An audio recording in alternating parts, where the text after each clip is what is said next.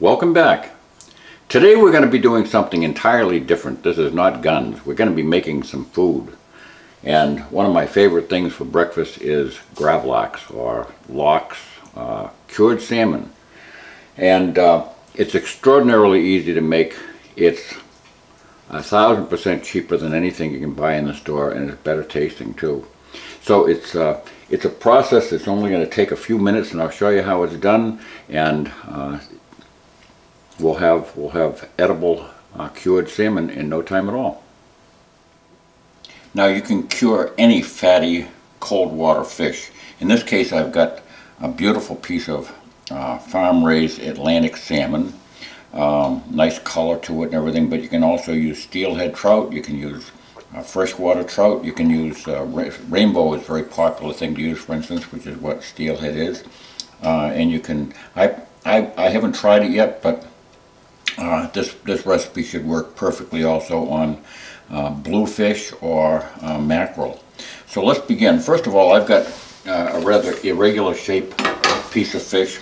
So one of the things I can do is to square it off. I'm going to square this off right here and cut this with this beautiful sharp Dell Strong knife, which severed that no problem whatsoever. Now I'm going to reserve that piece of fish. That's going to be dinner tonight.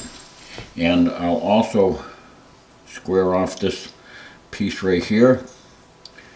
And this is not necessary, but for two reasons. Like I say, I want to have dinner tonight, and nice piece of salmon, and that will just make the curing process a little easier. So now that I've got that, I'll take this over to the sink and make sure I remove any remaining scales.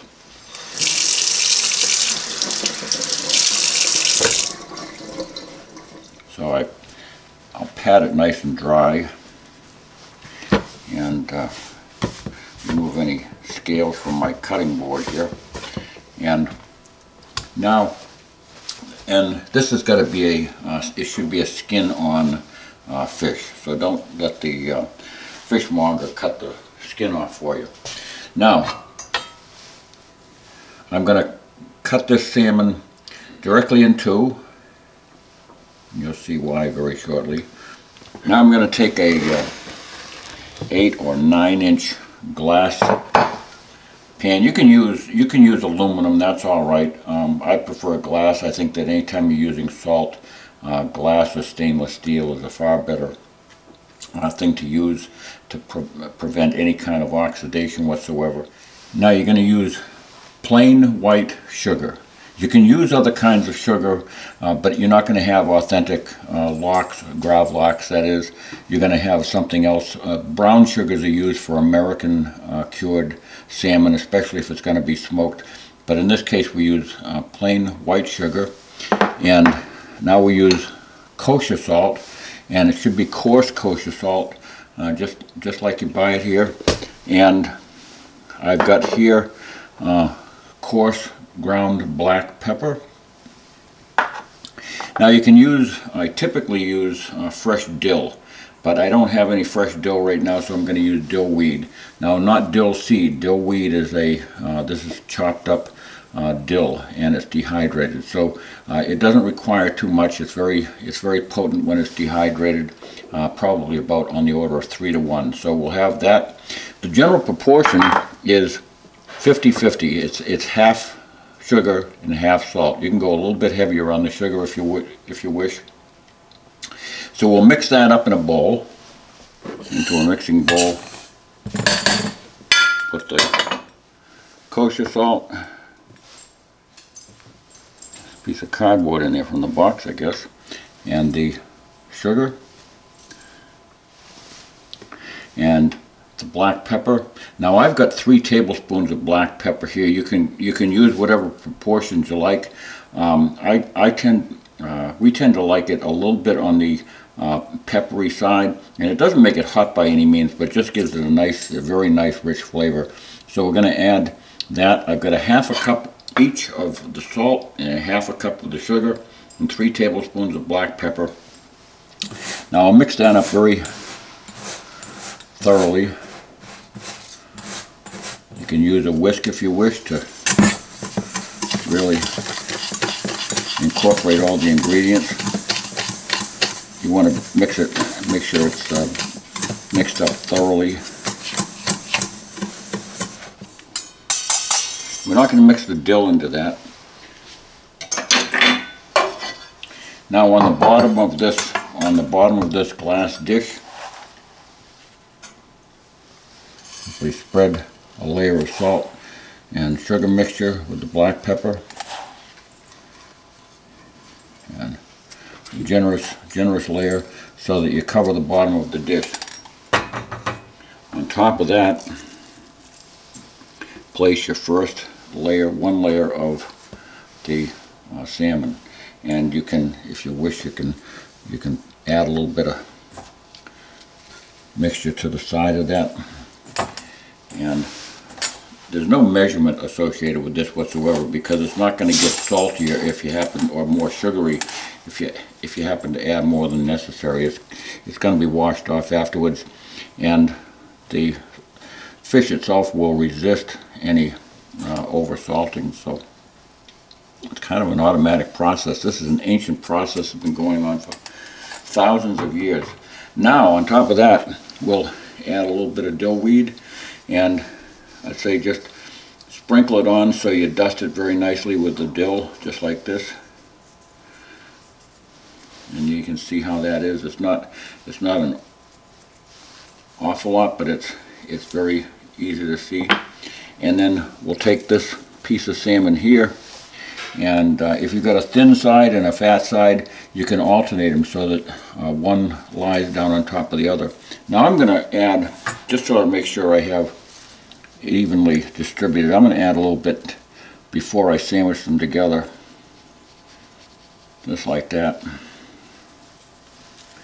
and sandwich them together. And we'll take more salt mixture, lay it on top, cover it completely. Don't be afraid of putting it on, because that's vital to having this delicious meal. And add some more dill. Here we go. Plastic wrap.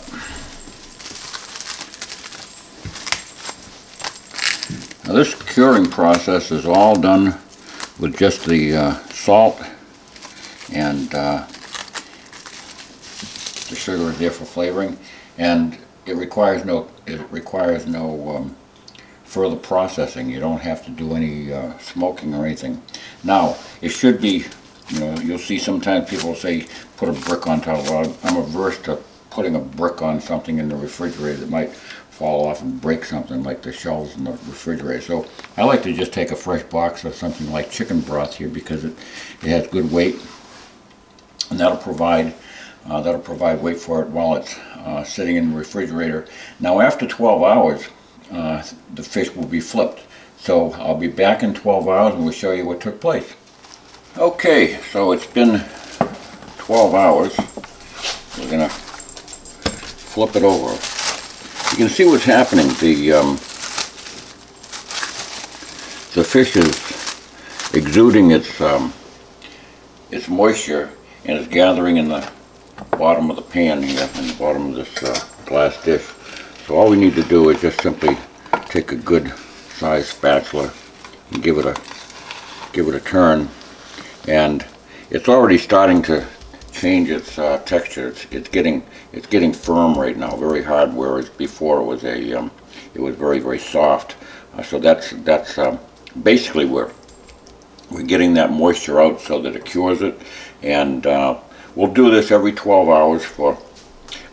Basically, you can get away with 24 hours. We'll do the lion's share of the curing, but I personally prefer to do it for 3.5 to 4.5 days or so. That way, there you get a nice firm texture that's nice to slice and everything.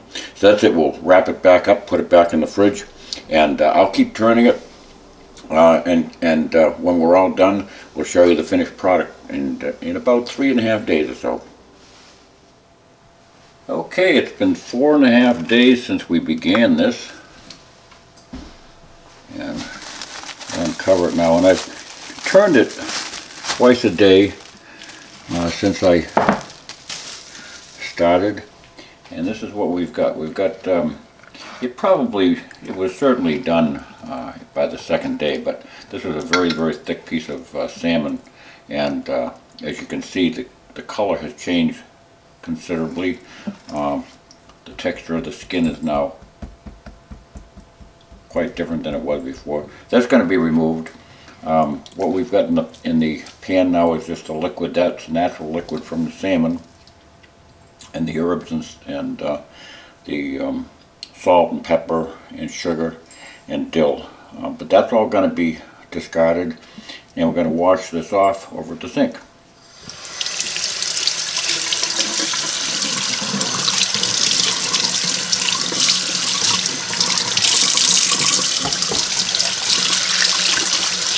And just under gentle running water, you can gently scrub off the surface salt.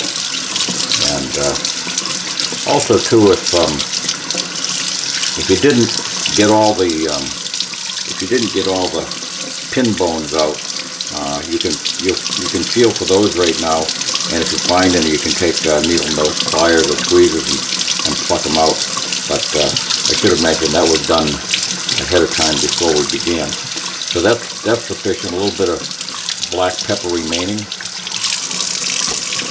It's important to get that surface salt off, because you really don't want to have that and any of that granular.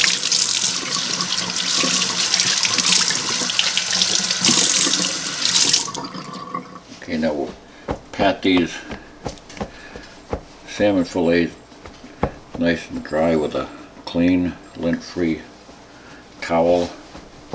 I prefer that actually over paper towel, because paper towel tends to get stuck sometimes when you leave little pieces of paper on it. So this is a little easier to use for me.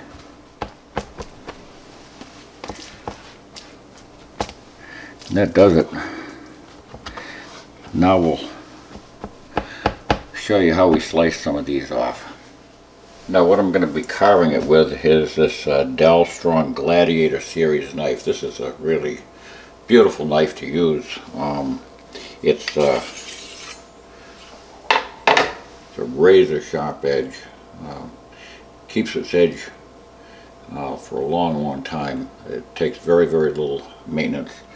So I'm just going to use the blade at a very acute angle, and we're going to be cutting it actually from the top of that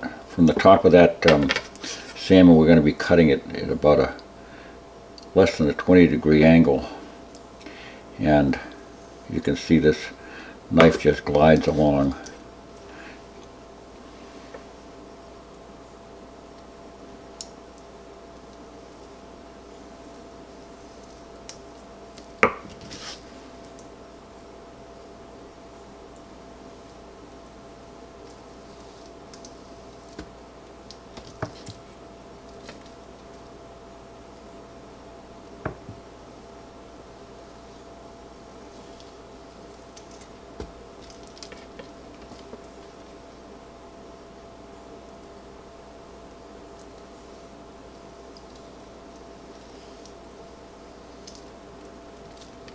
Color and the texture is absolutely beautiful. I'll cut off a few, and you know, you can serve this the traditional way with a mustard sauce, or I prefer just with some capers, and maybe put it on some baguettes with just with buttered baguettes, and put a slice of this on. I learned to eat that when we were visiting our friends in Norway. It's a wonderful meal, very easy to prepare. It just takes a little bit of patience for a few days while its curing commences and finishes up, and that's it. And as far as that skin goes now, I can just simply take this knife, run along,